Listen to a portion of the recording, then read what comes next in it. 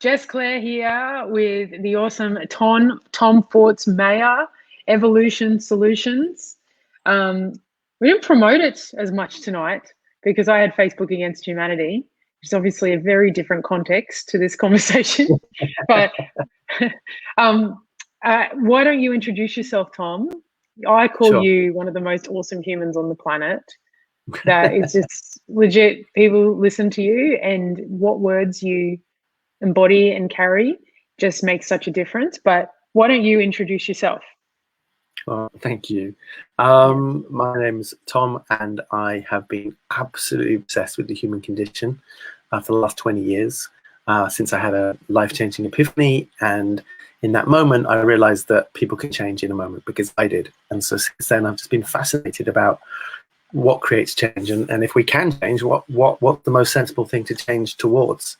And obviously it's our real self, and the journey towards returning home is what I'm most excited about. And along the way, it's looking at things in our society that really get in the way of that. Lots in our society seems to be in the way of us having joy and being able to build lives which are a true reflection of who we really are. And that's a serious problem.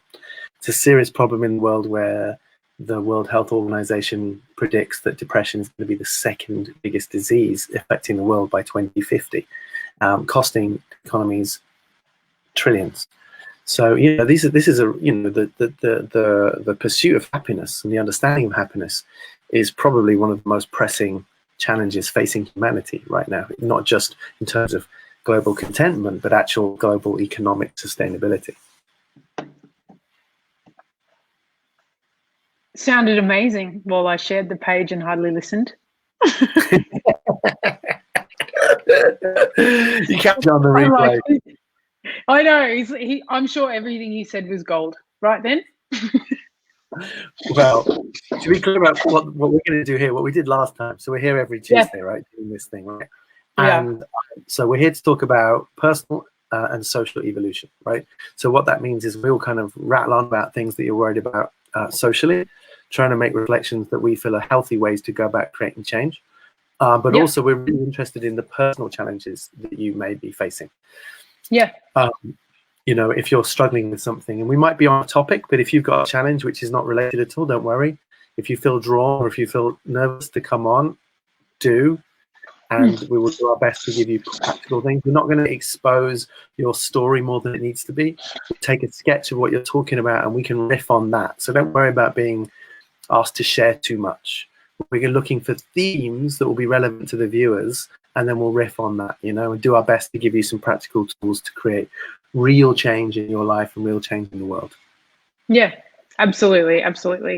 And if you're called to come on, I know that a few people have jumped on. Please leave us a message. Please, engage in this topic. I don't like to use the word debate. I prefer to use the word discussion, conversation. I'm not actually here to debate, and I know Tom isn't either. But we want to explore all ends of a discussion, which means that it's like nothing is off limits. There is no place that we can go. There is no opinion that we can't listen to. So, and that's why I love discussing this with Tom. And just like Tom, my obsession is with what it is to be the kind of leader on the globe that is able to include every human being's perspective and what I call diversity and inclusion of 8 billion people, where all people get the experience of being seen, heard, understood, respected, acknowledged. Even the ones we dislike the most, and even the ones we think are the worst. So I know that that's not easy for everyone to accept. And again, that's a part of how I explore. So that's what I'm here for. Everyone, like I said, if you've just jumped on, please leave us a message. I'll bring those things up on StreamYard. I seem to only be able to see one comment currently. But why don't we get into talking about what we've put in here? Hey, Emily. Which is, we're looking at segregation and separation. That's what I said. And the gay, the black, the revolutionary. Because Tom started telling me about something that I was like, this is what we should talk about. And I don't know that he was like, oh, geez, I don't know if we should. But he started telling me about how, you know, I got on here and I like to sort of clear out whatever has happened prior.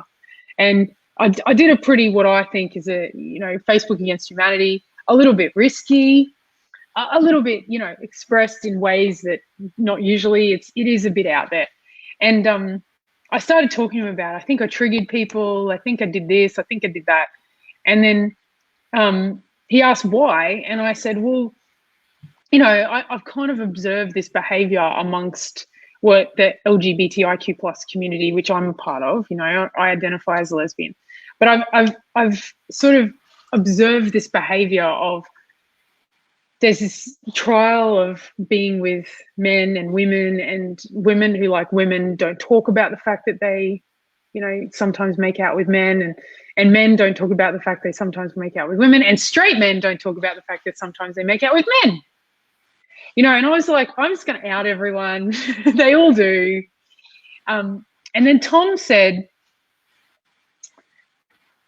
you know, he noticed that there's this segregation going on in some of the most open communities, where there's this openness to be yourself, and yet there's still these times in the you know, community gatherings where they're like, no, there's this black version, or there's this black time where people have together, and then there's this like trans time to have together. And so he was saying it really triggered him, because he's like, aren't we supposed to be all getting along? Why don't you say a bit more about that, Tom? Because I'm sort of like paraphrasing. Yeah. Well, you know, you've reflected what I'm saying. Well, but I want to kind of precursor this conversation with recognizing that I am endeavoring to be a decent human. Don't always manage it, but I'm endeavoring to be a decent human. I don't want anyone to be prejudiced by me, and I have enough wisdom to know that I have my own conditioning, I have my own confusions, I have my own cultural prejudices and biases and privilege and all those things. And that kind of adds up to a place where I get quite nervous talking about this stuff, because I don't want to offend anybody. Right? I definitely don't want to offend a group who feel that it's valuable for them. They would like to gather in a way which separates them from the main group because of something which has previously been a cause concern in terms of being separated and segregated and being of different or lesser value. So in taking out the abstract, so I was at an event, and there were hot tubs there, a set of hot tubs, and then within the calendar they were like, okay, this is the time for it. Black people that want to be just with black people can have time at the hot tub. And I just noticed, I was like, well, my partner, she presents as white. She's actually half Indian. Her father's Greek Cypriot, and her mum's Indian. And actually, she kind of looks pretty white. But, you know, so she's like, well, am I allowed? Right? Because I'm actually half black by this definition, but I don't present as that. What do I, you know, where's my place? And she actually, when they just said that they were going to offer that, she started crying, because this speaks to something for her which has been incredibly painful growing up as being, you know, mixed race, but not necessarily presenting in a way which represents half of her identity. And so I you know, and I noticed as I sat on the lawn in the period of time when I was not welcome to be at hot tubs, I noticed that what it increased in me was a sense of separation. It increased in me a sense of segregation.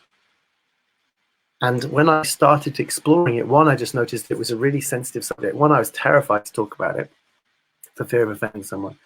And two, it seemed to be something that was really, really valuable. And when I spoke to some of these people, their explanations why it's valuable is like they haven't always felt comfortable. They haven't always felt comfortable around white privileged people that were white who were operating from privilege. And so they had really legitimate reasons for why they felt more comfortable doing that. And yet for me,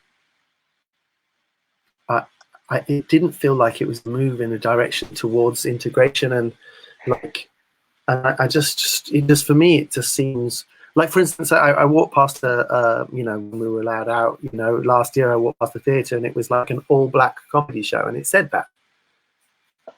And I just, you know, for me, I was like, well, I don't know how I would feel if I walked past the theatre and it said an all-white comedy show. Like, I don't think that would be okay. I don't think that would be helpful. I don't think that's appropriate. Now, maybe the response is, well, to a community of people or to a certain minority groups, because they have felt a prejudice against, and because there have been segregation, and because they have been at a disadvantage in a society, then that's powerful for them to be able to create something that is solely for Black performance, for example. But I don't know, it doesn't make my heart expand, and it makes me feel concerned. And I'm worried about talking about this, but it's like, I want to create a space here on these calls where we can, like, know we're trying to be decent, know we might be, flawed, and find out, like, what's the best way to feel, what do we want from our society? Yeah. Is it not? And you and I might even be ignorant. Oh, we I'm may totally be ignorant to some. I'm definitely going to be ignorant. That's a guarantee in some ways. Yeah. So I'm here to be educated, but I noticed I'm nervous to even talk about this stuff. Many people may be offended if you're speaking. They might be. And look, if they are, like, what we're saying here is that all of it's welcome. We're open to the perspective. We're having conversations that other people may not even know how to. We're not saying that this perspective is right. We're not saying that it's the truth. It's just a common perspective. Well, when I say a common perspective, it's definitely a perspective that I hear over and over and over and over and over, which is, aren't we trying to, like, integrate here? Aren't we trying to, like, so if Jennifer, I know you do a lot of work in Indigenous community, in Indigenous community. So if there's something you want to add, you may not feel like it's appropriate for you to add it. It's fine. But, you could add something here. I think one of the things I can talk about is that, hello, Amanda Bennett. Hello, Talita. One of the things I can talk about is my experience, only my experience, talking to trans, some of my friends that are trans, right? So I can't add it to the people that identify as Black. I can only, what I do know, and one thing I will say is that when I had a commitment to stop using labels, and when I say using labels, I mean, labels are everywhere, you can't avoid them, but labels as a way of separating. And when I said to myself, I'm all about including everyone, one of the things I was really clear about is I haven't lived out everyone's experience. I've only lived out my own. And I'm very interested in talking to people about their experience, right? So I did this one, I'll tell you this story. I did this one event, and this one event, one of my first, I think it was my first event, my very first event, I went, I'm going to do this, like, LGBTIQ plus event. We're going to talk about what it is to lead authentically. It had basically, we tried to get, diversity on the panel because we knew that would look better. We couldn't get diversity on the panel. We ended up with pretty much an all-white panel. There was a mix of gay men and lesbians. We tried to get trans people on the panel. The ones that we spoke to were not comfortable to speak. And so we ended up with what we ended up. We didn't have color. It wasn't diverse, despite us trying. And then we asked a question about trans people, and you could tell that no one really knew what it was like. Like, it was the most weird. I was like, what is it like? What I know is that a third of people that are trans end up committing suicide, which is a huge suicide rate, right? So, we know all these things. So I was like, what do we do? What do I do? And then I fortunately had someone who had transitioned and was trans. I sat down with her and asked her what her experience is like. And actually, this is what she said to me, Tom, and I'm just going to say this, and this may trigger you. She's like, I feel like, I want to have a voice, but if I do and I'm trans, and I'm like, guys, come on, can we just integrate? Do we have to act like we're any different? If I don't I'm trans and I'm different, I feel like I'm going to get discriminated by trans people. That was actually what she said to me. And I was like, wow. So there's what I could see is there's two things. Firstly, there's this pull for everyone to integrate. And secondly, not separating. There's actually this pull in groups, particularly in groups like in trans, and I'm going to assume, I'm happy to be wrong and have people shut me down and say, particularly in groups where there's been a lot of discrimination, I'm saying there's actually this pull to separate, as in to kind of collectively come together and separate, because you kind of want to own the pain that you've been through potentially. Yeah. I mean, that's why, when I explained to me at this weekend event whether there was, they were said, well, it's only an hour. Why does it matter? This hour is for people of color who want to be in the hot tub just with people of color. I'm like, well, I hadn't, color hadn't, at that point, color became massively on my radar. It's like, and I just, for me, it's a simple corollary. Whereas, like, would it be okay for me to say, you know what, I'd like an hour so that the white people can just congregate at the hot tubs without any black people? Would that be okay? Because if that's not okay, why is it okay in reverse? Well, exactly right. So it's like that question. It's like, and I think it's just that I want to almost use the gay thing, the LGBTIQ plus thing, because I can speak, because I'm of that minority, so I can get away with it, right? I'm not of color, so I can't really talk to it. Well, you are white though, and I can ask you: would you believe that it's okay for you to say, you know what, for whatever reasons, I'm more comfortable just being around white people? Can we have an hour at the hot tubs where there are no black people? There's no flipping way that should be okay. So well, then why? It would leave anyone of color would be left, and I'm assuming. Anyone of color would be left experiencing being isolated, singled out, and like they don't belong. Which are those kind of things? Yeah. Which is surely going to help move us forward, right? But what is it? So why? Let's how we're all about exploring both ends of the debate here, right? Yeah, let's do it. So why do you think? Yeah. So why do you think people this day, people of color, trans people, would feel like they have to do that? Would only feel comfortable in the hot tub fully if they had people like that? Because they're still experiencing prejudice, they're still experiencing privilege, disadvantage, they're still experiencing problems that come from unbelievable amounts of issues coming from the people of privilege or the people who are white, right? I totally understand that. But do you think further segregation is the solution to that? Surely, like, I'm sharing hot tubs and sharing a sense of humor and sharing my humanity, then actually all that stuff becomes irrelevant. All that stuff becomes irrelevant. So, sorry, it's the integration which is the solution, surely, not further segregation. So, yes, I don't disagree with you. And I'll point this out, right? Imagine what it's like. I'm not saying I disagree with you, but imagine what it's like that it's so, the actual experience of stepping out and integrating and starting to, Amanda sort of said it there, maybe it's a safe place, like the gay bar. The actual experience, and I personally know this because of my own experience, but the actual experience of them, you may not like this, Tom, you're even huffing.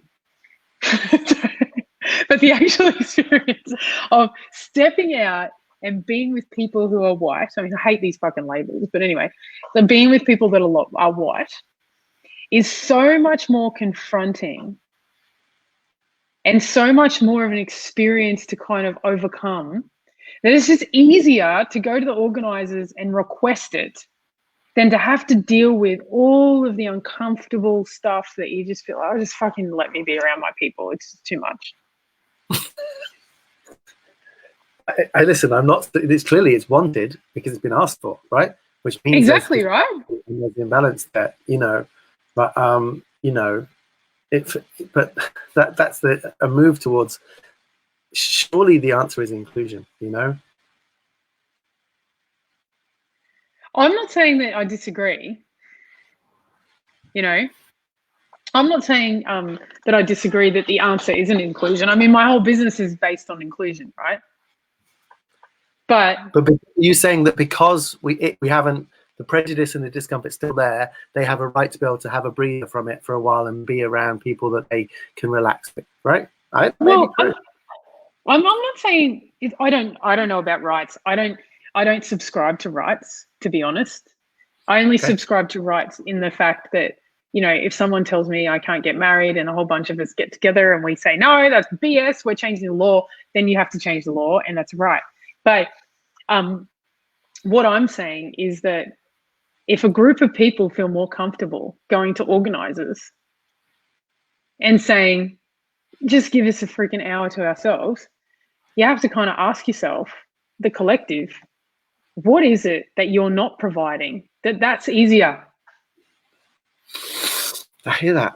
But I come back to that idea that if some white people decided that they were more comfortable, and they wanted an hour of white hot tub time, it's I like, hear you, but because it's not easier.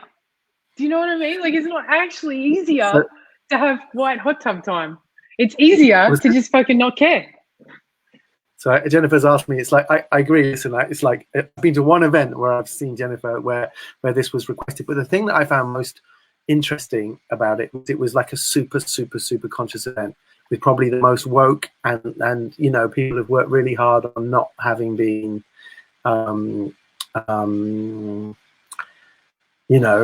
they worked really hard on being open to all. So it was a massive kind of LGBT kind of festival. Yeah. And look, sorry, you go. And I understand, I understand why I understand, Stephanie, why it's maybe much safer and freeing to be in a gay club or group, right? But to forbid straight people to be at it is very different. Yeah. Look, I firstly want to acknowledge I'm not having a go at you. Okay. Oh no, I'm all right. Listen, I'm here, as a white cis male, right? Yeah, you are. You are representing all of it. For me, it's like, it'd be really safe for me to be quiet about the fact that I was really uncomfortable. And I spent, years looking at my prejudice. And yet, whilst I sat on the lawn and watched this gathering of black people in the hot tubs, it felt, I don't know, it felt like it was a backward step and not a forward one. And maybe I've got that wrong. Or maybe it's just a reflection that we're not there yet. And that when we are there yet, then it won't be needed or asked for. And I can see that. But I guess I was just a bit disheartened at that event. And I was also concerned that if my partner had decided to go to hot tubs because she identifies as black, although she's white presenting, would she have been welcome?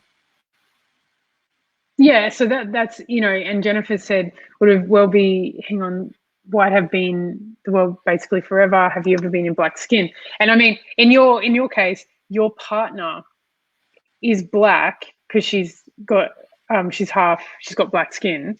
Well, she doesn't have black skin. She's half Indian, but she presents as white, right? So she looks white. She looks white, yeah. Yeah. So, and this is where it gets tricky, right? It's like I look this way, so now I feel I find this fascinating because it's like she actually experiences and identifies as being black. However, she's kind of almost rejected because she doesn't look that way. So she's not included there, but she's not included in white now either. Well, the truth is she would internally represent one for her. She spent years not trying to identify as anything defined by a color, really. But in terms of, is she white or is she black? She's half Indian by heritage, which makes it, in that sense, she presents as white and she doesn't choose to identify as either black or white because she's the contradiction to those terms, because technically she's black, but she presents as white and she doesn't feel like either. And so I know, like, if we were to say that, hold on, like we're in an environment where the majority of people were of color and a few white people there wanted an hour of time in the hot tub. Yeah, for me, it's like the idea that a group of people will segregate because there's been segregation in the past and it hasn't been comfortable, just seems to be not the best and sensiblest way to move forward. I don't disagree with you. And I think I quite like hear what Tamsin is saying, actually. It's about needing safety. You know, if you think about the real need that human beings have for psychological safety, right? And that, and not just psychological safety, but this experience of feeling safe. And you could argue, you could argue that if someone has to ask for that hour, there's still a whole lot of not feeling safe going on, no psychological safety. So I don't disagree. I don't disagree that it's a reflection of imbalance, right? But I don't think the solution is therefore further segregation. That's my feeling. I feel it doesn't. Some people might say, well, I'm not here to further the field of consciousness's development. I just want to be comfortable in the hot tub, so give me my hour, right? I can see that too, right? So for me, I'm not boycotting that festival and saying they shouldn't be doing it. I'm asking the question about did that,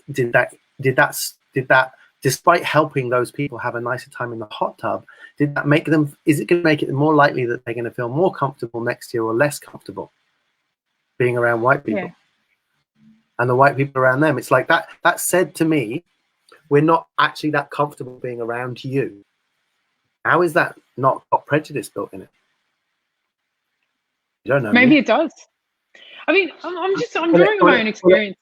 It has to. It has to have prejudice in it, doesn't it? Well, when you look at the definition of prejudice, yeah. And the example that, well, there's been privilege in the other direction, so surely privilege in the other direction balances that out. It's like it's just revivifying privilege and advantage and separation, and the idea that there is something intrinsically different about one person because of the color of their skin compared to another. I'm just reading questions. I know, it's trigger everywhere here. Sure. I mean, it's good because I'm not saying that black people haven't had a difficult time, Jennifer. I'm not. You can make those comparisons all day long. It's not about the fact that it hasn't been bad in the past, but it just doesn't feel like that's a way to move things forward. So for me, it's just I walked past the theatre. I don't know when people are jumping on this, but walked past the theatre the other day, and it was a while ago, and it was an all-black comedian shirt, so all the comics were going to be black.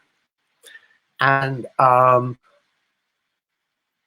me, the first response to that is, oh, why is that a thing? And then it's like, then I immediately go to, if I wanted to create a comedy show, which I don't, which is just white people, and I promoted it as such on the poster, wouldn't there be appropriate uproar? Absolutely. I mean, I don't think anyone could disagree that there wouldn't be, right? So therefore, how is that a move in the right direction? Aren't there other ways? Well, I want to share a story because this is bringing up a story, I think, for me. So I became real about the fact that I was into women when I was 18 years old. My family were Mormon. So they're very religious. It was very much not okay to do anything but be straight. And that was pretty much indoctrinated into me for my whole life, right? And I didn't talk. I literally vanished from my family's life. So I went, screw my dad, screw my mum, screw everyone. Firstly, I made the assumption that they wouldn't accept me for who I am, firstly. And what happened was they would say things like, I don't agree with gay marriage, I don't agree with this, and I don't agree with that. And so I didn't know what to do about it. So I just basically ignored them and took myself away. And until I was about 23 years old, wouldn't talk to them. Had no relationship with them. Was like, I just don't have a family. They're Mormon over there. I got nothing to do with them, right?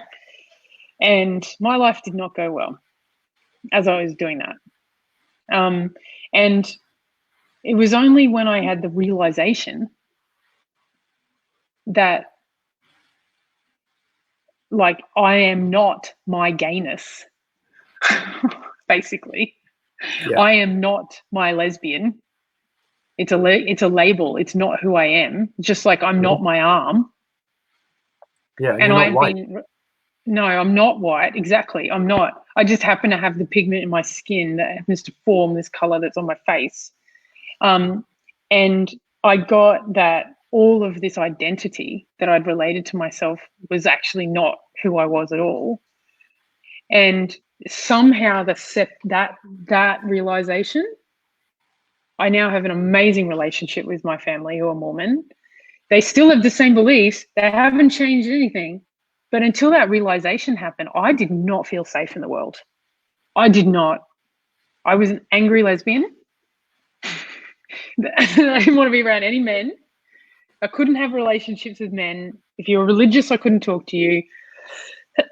I would argue and get angry and react and like activated if you do anything.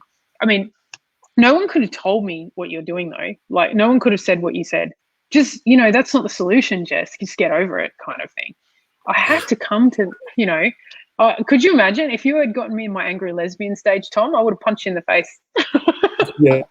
Yeah, I think I can reactivate angry lesbian again. It's possible. I'm probably doing that right now. You'd probably be sweet. You'd be sweet. I'd be like, oh, he's a nice guy, but still want to punch him in the face. Yeah. I get it. Tanson's asked a really interesting question on this, right? Which I think I'd like to explore, which is like, I wouldn't feel comfortable getting into a hot tub where nearly everyone else is male. Is that a different thing? Yeah. I wouldn't consider being a woman a minority group, though.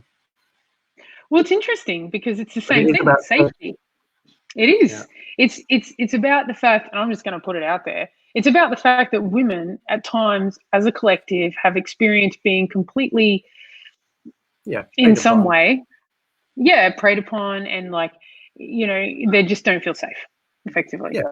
So I think there's real value in men having time separate from men, and women having separate time from women.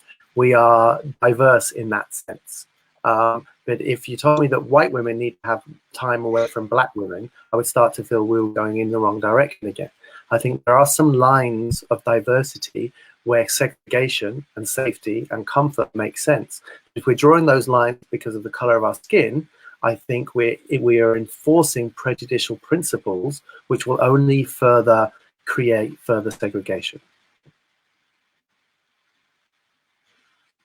It only creates further segregation. Okay. Yeah. This is such an interesting discussion. This makes my head hurt. Right?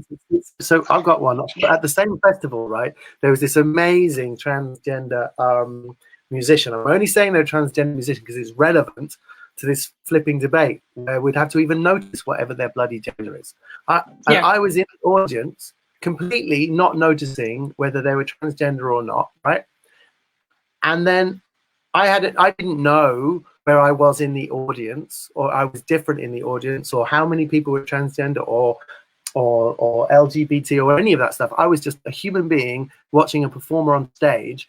And then she, in between songs, she just made a joke about, hey, did any of you, when watching Sex and the City, just find it so weird to see what heterosexual people do? And the whole audience pissed themselves, right? It's like, I've wondered what they did. And suddenly it was us and them, and I was out. And it was just like, and I saw the cohesive bonding that came from, they used to laugh at us, but now we're all together. We can be strong together and laugh at them. But I tell you what, I was in the audience, my little heart broke, It was just like, I get it. That's not helpful. One, I feel really uncomfortable now. I totally get it. I totally get it. In fact, I think pendulum swing, It is. Pendulum swinging. Ridiculousness. I've had enough. It's interesting because I get it. It's almost like I feel like it's almost like this human behavior where it's like, I've been wronged for so long, I'm gonna fucking wrong you. Yeah. So it's like I need this. I'm thinking about it for myself because Steph mentioned it as well. I felt comfortable just going to gay bars and just going around lesbians and just being in that kind of, there's some comfort that I've gotten, that, you know, just being, oh, that's taking up a lot of the screen, but I've had my discomfort somehow of it, and I don't know why, I just do. But also at the same time, I wouldn't promote language or conversation that in some way is about discriminating or somehow excluding someone else. I wouldn't. Yeah, I mean, it's fine to go to a gay bar where Yeah. it's like, let's go. That's a place where lots of people who are gay congregate. But it's not a place where straight people are not allowed in. There's a difference, right? Yeah. I think so. I mean, we're exploring this, right? It's But, like, yeah, obviously this is generating some thinking. Someone, I think the comments are flipping up and going down, but someone just said, I'm uncomfortable about two white people talking about this. And I understand that, right? It's like, it is allowed for white people to have a conversation about having been excluded. Like, I'm like allowed to even talk about it. And it's like, yes, the point they were saying is like, well, black people have been excluded in all sorts of different ways. I'm not disputing that, but the answer therefore isn't another form of exclusionary processes, surely. I think that's a good point. I mean, Scotty, I totally get what you're saying. You know, it's kind of sits uncomfortable when we're two white people talking about people of color, right? And at the same time, to your point, we're not talking about people of color. We're talking about the principles of groups deciding around segregation, right? But those are just examples, right? Those are examples we're using. Scotty, I get heated. I'm really pleased you're in the debate, and I'm here to learn, and I'm here to be expanded. So nothing to apologize for. I am also sorry if I'm offending. I'm enjoying being able to speak passionate about something I'm confused about, and I really like the idea that we can also be open to exploring this, you know. Yeah, no, I know that's not what you're saying, Scotty. I think it's actually important though that we do acknowledge that, you know, I feel uncomfortable talking about it without having, you know, it's so weird, but it's like, even as I'm saying it, I'm like, you're right. This is what I want to acknowledge. Somehow labels define us and constrain us so much that the idea of having a conversation without having the diversity of, you know, if you really look at it, there's probably about 12,000 different types of diversity out there. If you're going to have a label for human beings, there's about 1,200 different labels. There's bogan, there's gay, there's straight, there's black, there's white, there's caramel, there's something in between. There's people that like fishing, there's people that don't. You name it, there's a fucking label for everything, right? And there's not the case, and somehow white people don't have labels, but that is a label in itself too, right? But somehow there's some like there's some conversation that white people kind of just in a way have been privileged, so they don't really get to have a voice over talking about or thinking about or discussing something without all the other labels that are existing, right? Yeah. I'm just pointing that out because I can see it myself. Yeah. So right? Stephanie's really, yeah. Sorry, you go. Important. No, that's the point I was making, Steph. You know, it was like there may be a place where people congregate and there's a majority, but as long as you're not excluding anyone, that's fine. But if you're saying actually this is just for black people, no white people allowed, it doesn't feel progressive.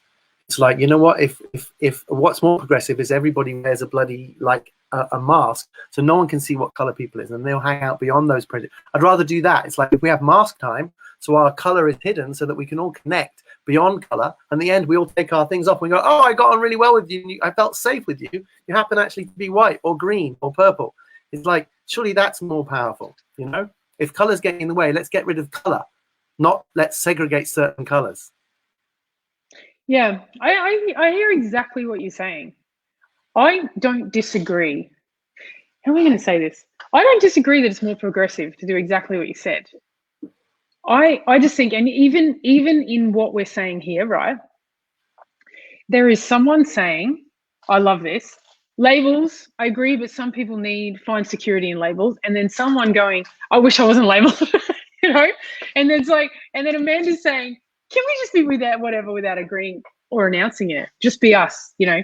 So you've got, even in this thread, You've got people like, labels are okay. Can we just be us? Why do we have to announce it? And I wish I wasn't labeled, right? Which is basically what that in itself describes the whole freaking world. Yeah. That road represents everyone sort of going, they're all the different views. So I'm not disagreeing that it's progressive. But what I'm saying is that if we really allow, so when I say inclusion, because I talk about inclusion, I mean including perspective as well. So what we've got here is a whole bunch of people that have different perspectives. One of which is, this is my label and it empowers me. One of which is like, we've got Amanda saying, why do we even have to have labels? Because we have to announce it. I'm just me. One of which is, I've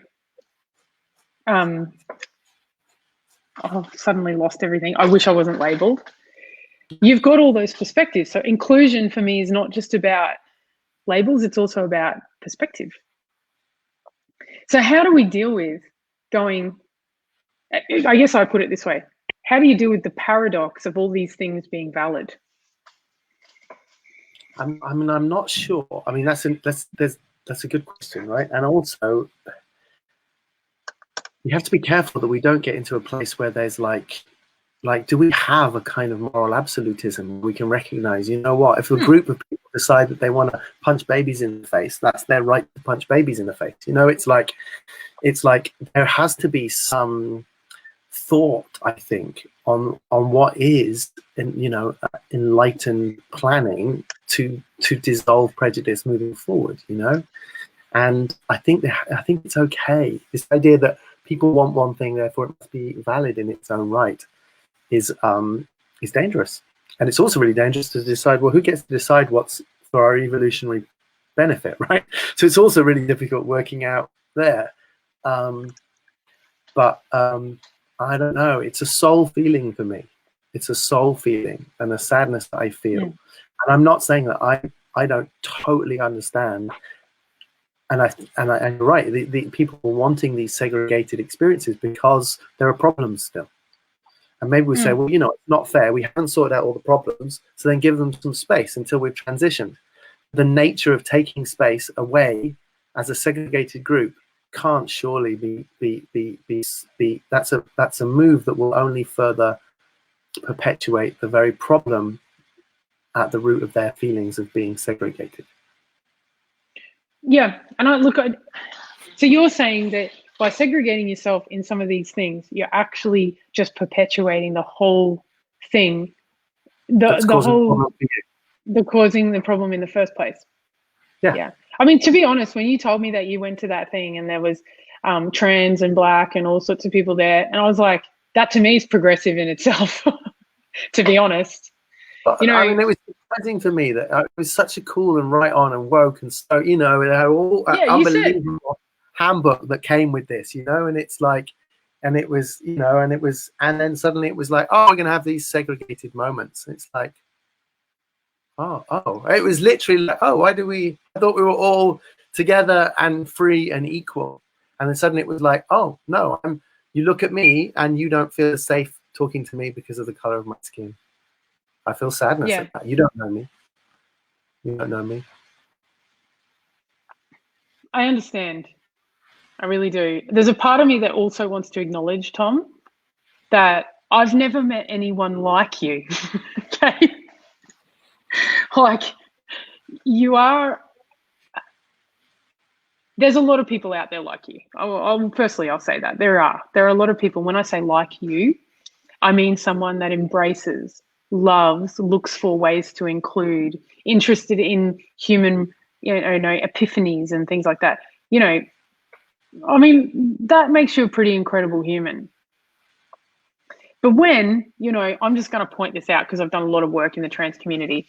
When you see someone literally going through day in, day out, and I'm talking like because I'm all about data, on average, 8 to 9 times a day, people who are trans actually getting discriminative slurs all day, when you know that the suicide rate amongst trans people is like one of the highest on the planet, and maybe only a third of them will at some point try to commit suicide, like 33%, you kind of go, I get why they might want some safety and a fucking hot tub. Because Listen, maybe. I get that, really get that. And to be honest with you, I understood that more, right? And I was having a conversation with someone, and they were like, right, you know what? It's like people crane to look at my genitals, right? Because they're fascinated, right? That's not comfortable when I'm swimming, right? That made sense to me. I was legitimately surprised that the people of color there wanted a segregated hour to be in the hot tubs. I was like, for me and my partner, who I said is a person of color, was like, really? Is color still that up as that much? But I get the transgender. Yeah, okay. Very new.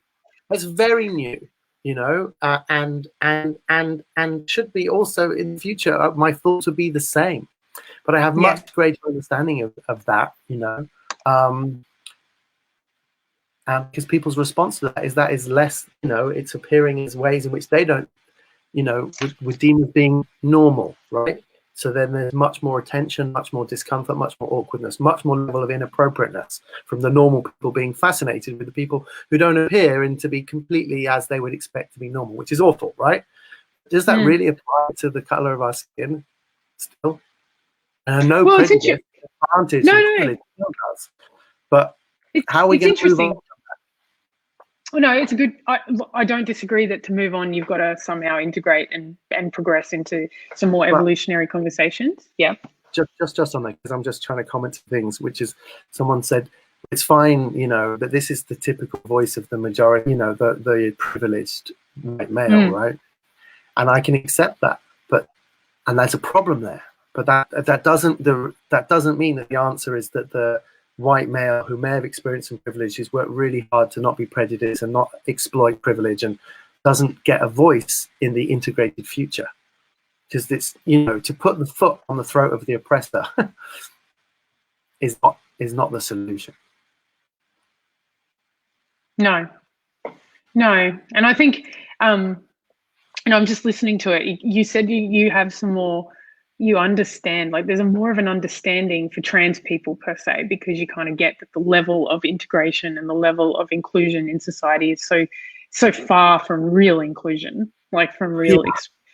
But what you're saying is that you can't really understand that from the, you know, the skin color perspective. It's like we've moved on so far from that. It seems kind of odd, and now it's like, what? Why are we still doing that? So there's this tolerance when you know and can still see a whole lot of discrimination that exists. That's what I can hear. Yeah. Right. If you can't see it, there's kind of a bit of dissonance. It's like, what? Why is it still happening? Okay. So, I mean, that's a good point. And I suppose that's why it helps to have someone who's of color to really talk to how often it still has, right? Of course. I mean, you know, you can see the fact that it would be asked for is a recognition that I'm still unaware of the degree to which that's at play, right? Right? Yeah. And that's because it's not at play at me anymore. So then I just think, we've moved on a lot, and there's so much, you know, the world is so much better than it was 20 years ago, you know?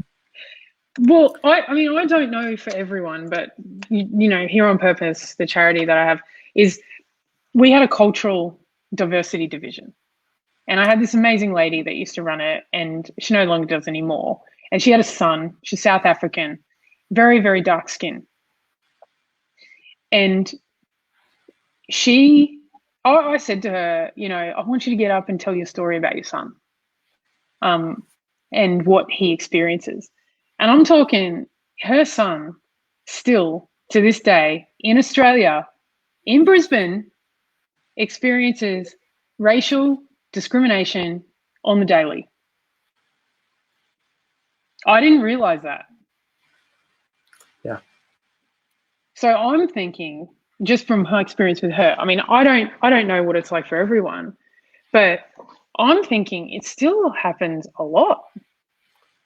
Oh yeah, I think it does. I'm certain it does. But what's the solution? You know, it's like, yeah. you know, it's. I hear you. So It it's was like, me. Yeah. are we going to operate from pain of the past, which is really understandable, you know, really understandable, or are we going to do something different? Well, like Scotty just said here, I think we have to acknowledge that the white cisgender male is still the strongest and loudest in Australia. You could say the UK, you could say America, so, but again, we can still reiterate this. What you're saying is, yeah, but what's the solution? I mean, we're here talking about evolution solutions, not evolution problems, right? Yeah, I listen. My heart goes out to everyone who feels they'll be more comfortable being in a space where white people aren't. Right? It's like that breaks my heart. Right? The solution is to make that so that you feel fucking safe around white people. Let's not make it so you don't hang out with white people. Right? It's like, what has to happen so that you can feel safe? What do we need to learn? What can we do differently? And it's like, I'm pretty sure it's like, but bathing separately isn't the answer. I don't think it is. And I mean, when I had my shift was when I went up to my stepmom, who was heavily, heavily religious, and went, I think you don't talk to me because I'm gay. And I made that up, but I just want to acknowledge that that's what I think. And she said, that's not the case at all. I thought you didn't like us. And I went, really? She goes, yeah, we love you, but you're just so weird around us. I don't know how to. And then she didn't actually know how to act around me because I was acting weird. You are holding all this. I need to be segregated because they don't respect me or like me, or I'm disadvantaged, or I'm in a minority, and it's like, I sat at that festival with a good friend of mine, also as a person of color, and he was like, he felt it was just a terrible idea, terrible. Yeah. Idea. It's but like, it wasn't. how's this happen? Yeah. And so our inclusion is an internal job. I don't want to think. Listen. I spend half my time meditating to not experience myself as human, let alone fucking white. It's like I'm trying to transcend my identity as all labels, including the human one. It's like and in that place, it's like, let's redefine fucking normal. Let's redefine it way beyond what our genitals look like or what we present as. Let's all get in one big fucking hot tub for 8 billion people and talk about the fact we've all got hearts. Let's talk about that. We could. I don't know that's going to happen. Okay. I don't know. That big giant hot tub sounds like a bit of an orgy to me. But anyway, maybe that's just me. Well, that event was a bit of an orgy, but everyone was busy being so flipping woke. It was amazing how it happened. I think I always come back to, and we always come back to, our internal world manifests externally. If we really want to know what's going on with us, we look outside into our world and we can see our internal world is getting manifested. When I think, what's the solution? And I always come back to what we've talked about in the first instance. The thing that made the biggest difference was me actually saying to my mum, I think you don't want to see me because I'm gay.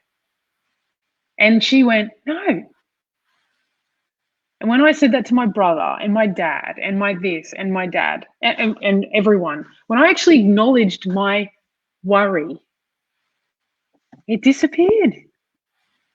But I never had the courage to do that until I was like, I'm just going to say it. I don't even know it's true. Yeah. So when I think, what's the solution? I'm like, I question that everyone who sees themselves as being discriminated against, sees themselves as being someone who is not treated well, who's being wronged, who's been betrayed, who's not included. I urge you to acknowledge that to the people in front of you that you're worried about. From a place of vulnerability, not from a place of argument. Defiance. Yeah. I think that's really beautiful. I think it's really beautiful. Like, I'm concerned that this is why you don't treat me well, or maybe that's not a great example, but maybe I'm really concerned that you don't hang out with me or because I'm black. Or you treat me different and judge me because I'm gay or trans. I urge people to say that to people in their lives, that they actually think that is the case, and see what happens, because I promise you it is not what the case is. Yeah. And, you know, for me, the segregatory force is always an underlying esteem challenge, which can be transformed internally. Now, I don't mean that that's not a steeper mountain to climb for people who've been the subject of real discrimination and prejudice. But it is possible, and that is the solution. It's all our internal things to get to a place where we love ourselves so deeply and completely, no matter what the fuck anyone else thinks. Though everywhere we go, we're welcome, because those people who love themselves completely haven't allowed other people's prejudice to inform their inferiority or any imaginary sense of inadequacy. They are free, and free people are joyful to be around. And no matter where they go, you know, it's like I've even seen people of color who are interacting with people who are unbelievably racist, and they're like, I mean, in their horrible racial prejudicial way, they were like, that one's okay. You know, they'll even transcend racism because they like someone so much, right? I mean, it's ridiculous, right? But it's like our freedom is not based on how we're treated. Our freedom is based on how we believe we deserve to be treated. It's an internal job. And that might be a harder climb for some people because of what they've experienced, but that's still the invite. That's still the offering. It's an invite. And Steph, if you are still on, I would like you to comment on this. I'm not really following the conversation. It says you're getting fired up. I promise you it is. And if what you're saying is that you think that you're being discriminated against because of something to do with who you are, I mean, I probably could acknowledge maybe you are getting discriminated because of who you are. You know, maybe if you ask them, is it because I'm gay? They say yes. I don't want to talk to you because you're gay. It could be the case, you know. You'd have to ask them. It does happen. Yeah, you would have to ask them, though. You would have to actually say, this is my concern and I think this is the case. To actually find out, you would need to ask. Sometimes what I'm saying, sometimes they tell you, that's right. But what I've discovered is that when I went and asked, there wasn't one person that was actually discriminating against me because I was gay, despite how much I was so adamant they were. So I'm not saying that's not the case in your case. What I'm saying is that when I went and asked and had the courage to ask, that what I found out was there was a whole lot of stuff that I was doing that was also keeping me from having that relationship. And sure, that doesn't mean that my family weren't either. Like they weren't the one reaching out to me. Okay. Well, here's the thing as well. I mean, absolutely right. But also the other thing is like being a good person, right, doesn't mean you don't have prejudice, right? But a good person is open to understanding that they have prejudice and transcending it. I've seen that often in my life. I'm like, fuck, that was totally prejudiced. I don't want to be that guy.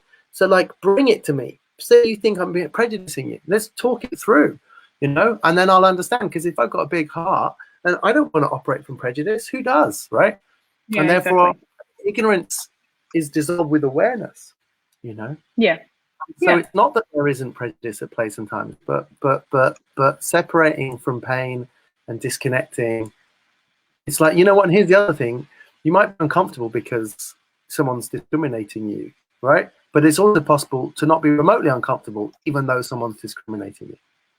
I mean, it's funny, right? I'm half American, right? But I'm British presenting, right? I don't have an American accent. It's incredible. Like if you transplanted how people talk about Americans and just replaced it with black, how racist people are all day long about Americans. To my face, right? They don't know I'm half American. I enjoy pointing it out, right? Are you? Yeah. Okay. So yeah, I really am. My father's American. And you know, it's interesting how prejudice is, you know, and discrimination occurs in all sorts of ways.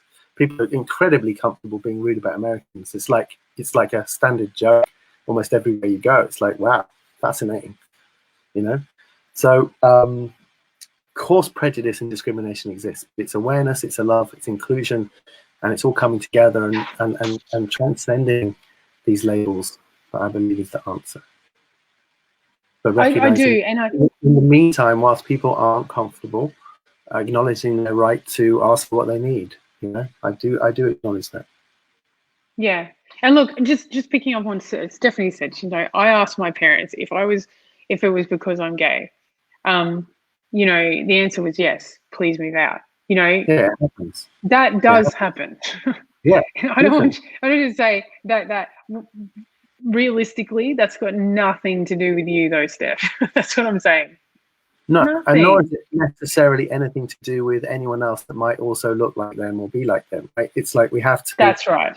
We have to meet, every white cisgender male who's maybe religious or a certain way, and be open to the possibility that there's love there beyond these labels, right? But yeah, I mean, I worked in corporate for 18 years. There was definitely times in which I was discriminated against, spoke to in a way, and treated terribly because I was a woman up against a man. Yeah, for sure. And for sure. But what I did was never, ever, ever think that every man was going to be that way with me just because they were a man and happened to be white. Yeah. There were just, what I would say, and this is what I say, is there were just this real bunch of dickheads that I happened to come across and have to interact with. But that didn't form my view and opinion of all people, so that I had to be segregated from men. No. And and it's like there are all these other biases as well, which we know we're at the end of our call. But it's like when the country goes to war, the presumption is that men will go and lay down their lives to protect everybody else.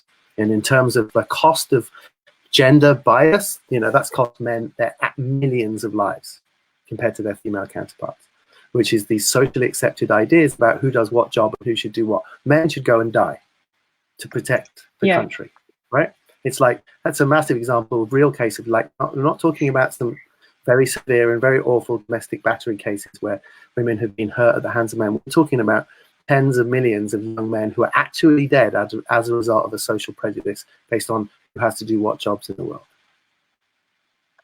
Yeah, absolutely. Absolutely. Yeah. And people talk about disadvantage in the workplace because of their sex. It's like, well, a disadvantage within the human race if you're male, in terms of you're expected to potentially die. Yeah, and look, I'm just gonna drop this because I know we have to go. That I know that it's 10:15 here, but you're gonna have to go, right? And what you said, like Emily just said, truth bomb, right? I'm gonna drop this. When you develop your own capacity to put all of that meaning to the side and give it up, and actually really train your own and master your own mind and thinking and brain, and like, how would I put it? When you would say it like this: when you're able to master your own mind to the degree in which you can create your own epiphanies, that you can access different contexts and different ways of viewing the world. It doesn't matter if you are white, black, gay, trans, straight, you are unfucking stoppable. Agreed. and that's what I want for people. I'm a fucking lesbian that almost reached the top of one of the most huge ASX companies in Australia. How did I do that? Openly gay, not being anything but myself. I never let one person's freaking view of me impact who I was. And that took training. And now I am speaking about leadership on this planet, shifting and talking about a new wave. I run my own company. How do I do that? Because no one else gets to say who I am, only me. Yeah, and apart from you batting on about lesbians having sex with men from time to time, your sexuality is absolutely no interesting consequence to this conversation. It's relevant to this one because of minority groups and so on. But it's like, it just, like, what you choose to do with your sexual reality is like, so this has just got nothing to do with this conversation. And I love that. It's like how I love watching a movie when there's two great characters, leading men, lead lady, and actually there's no romance between them, and there's no need to be, because the story's so fucking interesting. I feel that way about gender. I feel that way about color. It's like, what? Does it need to be included in every film? Does it need to be included in every conversation? Because actually, there's more beautiful things to talk about. There are. And like, I just want to just address this one, Chris. When you're not a bully there, like, I talk about how I was a bully. Do you know what's interesting? When I was a bully, that was because I was overcompensating for the fact that I was a woman and a lesbian. And I thought that people were jerks to me because I was gay.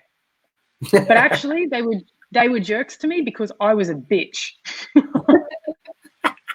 It had nothing to do with that I was gay. And when I saw that I was being a dickhead, I mean, I'm using some pretty bad language now, but when I was not treating people well,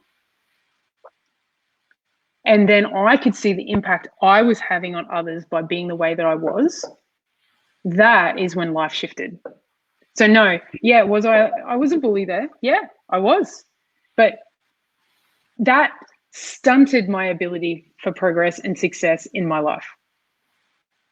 Well, that's it. You've summed up the whole deal, really. Are we going to allow ourselves to be defined by the pain of our past, remain in a limited inferiority complex, which we then compensate for or avoid and segregate? Or are we going to be refined by our past and fucking smash it anyway? Exactly. Yeah.